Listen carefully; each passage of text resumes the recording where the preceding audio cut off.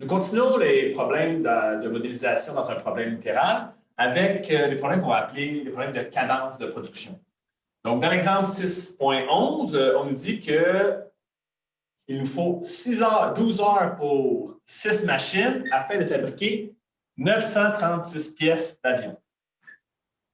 Donc, ce sont les informations qu'on va aller chercher pour établir la constante de proportionnalité. Et ici, on nous mentionne que les machines fonctionnent à un rythme constant. Donc, rythme constant ici, il faut comprendre que ça va être une relation directement proportionnelle avec les variables. Ces variables, quelles sont-elles? Bien, nous allons, dans le fond, les définir au début du problème. On va appeler Q la quantité, donc le nombre de pièces d'avion qui a été produite. L'autre variable qui va rentrer en jeu, T, le temps qu'on va mettre en heure. Et finalement, on va appeler N pour, ben, on peut prendre un autre lettre, N, le nombre de machines utilisées.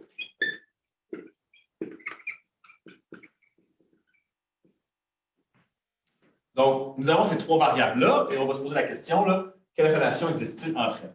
Mais juste pour avant de vous donner un peu cette relation, on va juste essayer d'interpréter un peu la mise en situation.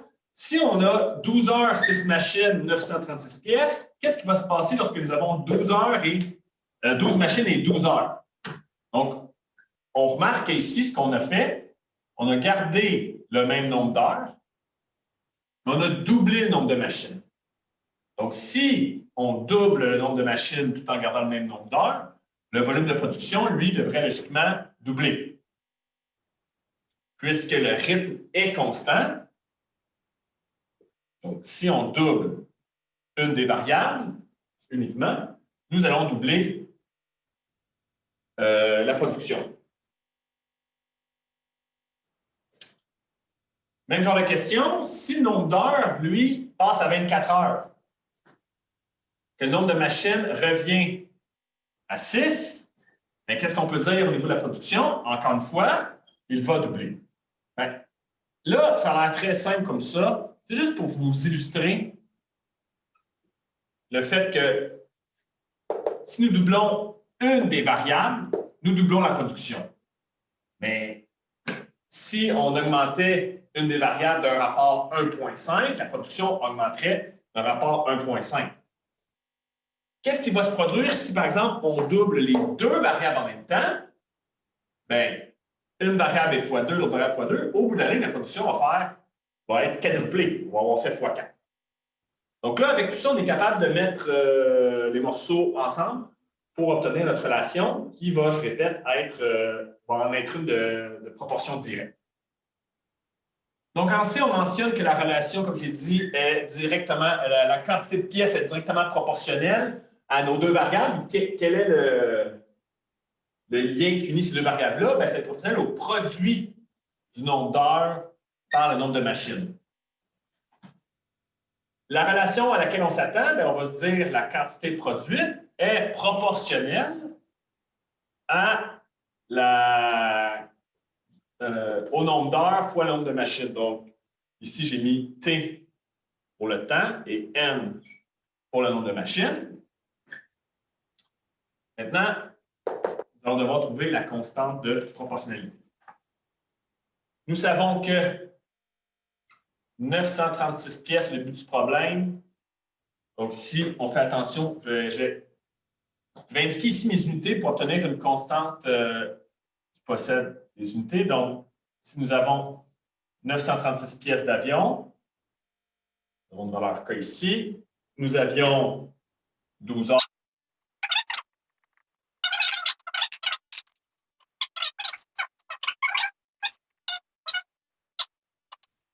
Donc, 936 divisé par 12 fois 6, on sort une calculatrice, ça nous donne 13. Donc, ici, là, nous avons une valeur de K qui va être de 13. Que vaut et que représente la constante de proportionnalité? Bon, vous voyez, j'ai pris un peu d'avance ici. Donc, K égale 13 pièces donc 13 pièces d'avion par machine-heure.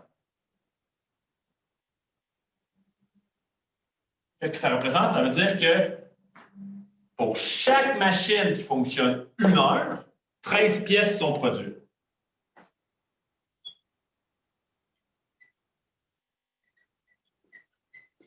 Donc, pour une machine qui fonctionne pendant 1 heure,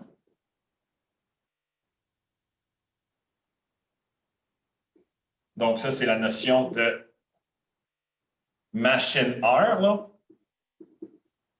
Pendant 1 heure, pardon. Donc, machine-heure, donc par machine-heure, c'est pour chaque machine qui fonctionne pendant 1 heure, 13 pièces d'avion sont produites. Le rythme est constant. C'est la raison pour laquelle on a dit que c'était directement proportionnel.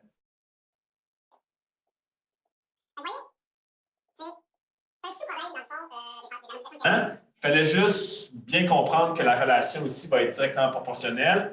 Mais au bout de la ligne, on a encore une fois une constante de proportionnalité que nous devons trouver à l'aide des informations qui sont fournies dans le problème.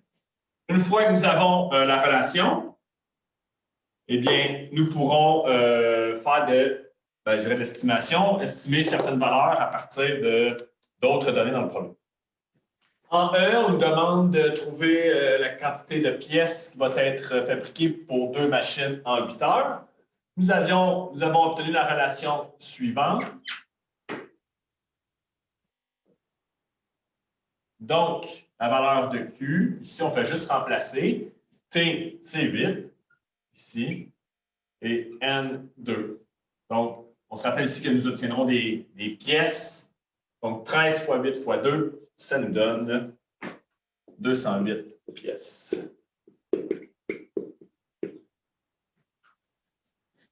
Par la suite, on joue un peu avec les problèmes. Là, on nous dit, maintenant, on va chercher la quantité, le nombre d'heures. On connaît le nombre de machines et on a 1400 pièces. Donc, on utilise la même relation, mais cette fois, je vais mettre, donc, Q vaut 1400. Le 13, lui, est toujours pareil, toujours identique. Et nous avons une variable T que nous cherchons pour 4 machines. Donc, 1400 divisé par 13 fois 4 nous donne la valeur de T. Et 1400 divisé par 13 fois 4, ça nous donne environ 26,92 heures. Donc, 26, ici, là, je vais l'écrire 26,92 heures.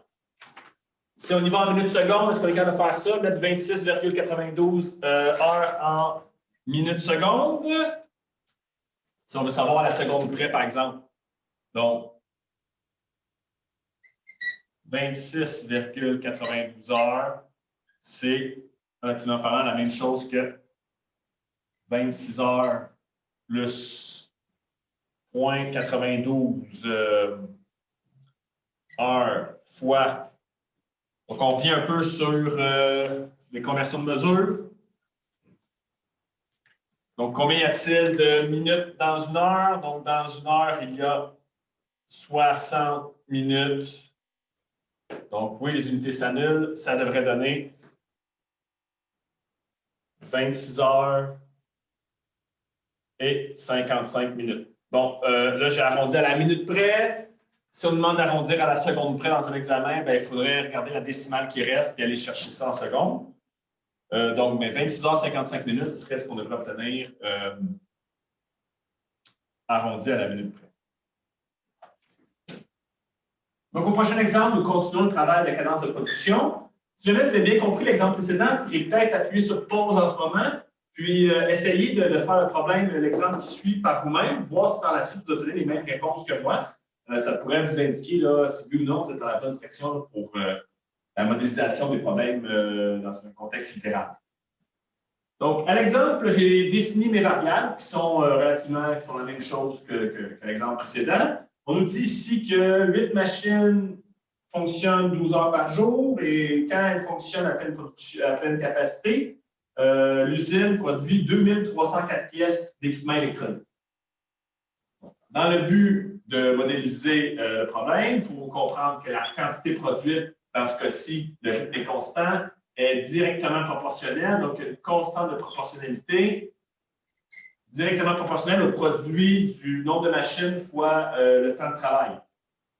Afin de trouver la constante de proportionnalité, on doit remplacer par les informations qui nous sont données. On a 2304 pièces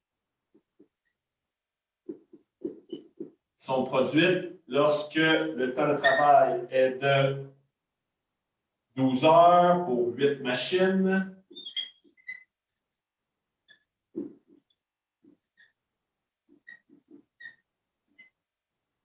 Nous obtenons donc une constante K qui sera égale à, donc si on fait K est égal à 2304 divisé par 12 divisé par 8, vous devriez obtenir 24 pièces par machine heure. Donc, on nous demande en B, je pense, que représente la constante de proportionnalité. Bon, bien, juste avant que je fasse le B, on pourrait dire que la relation exacte, ça va être 24 fois T fois N. Donc, c'est ce qu'on cherchait au A. Au B, je peux tout de suite le dire ici, peut-être à côté. Donc, au B, que représente 24 pièces machine-heure? Bien, 24 pièces sont produites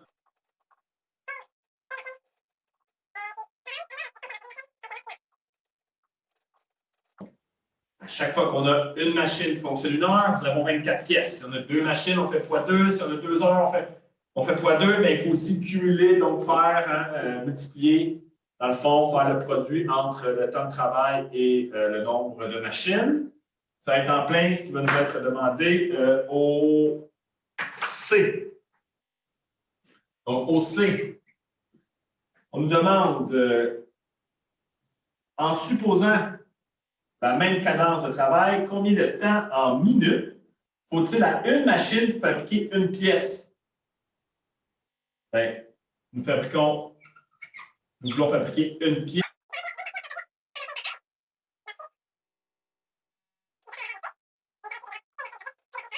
Donc, vous allez voir ce qu'on va faire. La valeur de T va être égale tout simplement à 1/24e d'heure. Hein? Les unités ici sont des heures. 1/24e d'heure, c'est combien de minutes?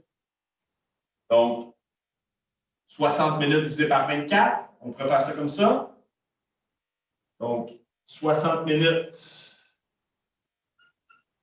ça correspond à 1 heure. Donc, si nous faisons 1/24e d'heure, les unités s'annulent. Donc, 60 divisé par 24, c'est un peu ce que je disais, ça nous donne 2 minutes et demie. Donc, 2 minutes 30 secondes, pour être encore plus précis. Nous avons 2 minutes 30 secondes. Donc, au D, on nous dit combien de pièces fabriquons 5 machines en 7 heures. On cherche la valeur de Q. Nous avons ici 24. 7 heures, 5 machines, ce qui donne tout simplement 840 pièces. D'accord. En E, un autre problème d'estimation, on nous dit combien de machines au minimum sont nécessaires pour fabriquer 3000 pièces. Donc, on peut avoir 3000 ici. En au plus 3 jours. Donc là, il faut faire attention, on nous parle de 3 jours. 3 jours, il faut le convertir en heures. Ça va donner 3. Et n'oubliez pas que les machines fonctionnent 12 heures par jour. Et donc, 12 heures par jour pour 3 jours, ça fait 36 heures de travail au total. 24, ma constante. 36 heures. Je répète pourquoi j'ai mis 36. 12 heures de travail par jour qui est donné dans le problème. Si on veut avoir des machines qui fonctionnent au plus 3 jours, donc ça va être 36 heures que les machines vont fonctionner. On cherche la valeur de N ici. On va isoler, ça va nous donner donc 3000 divisé par 24 divisé par 36. Ça devrait nous donner un N de 3,47. Et on nous demande combien il faut de machines au minimum. Si nous avons, on ne peut pas avoir 3,47 machines, c'est soit 3, soit 4. C'est une variable qui est discrète.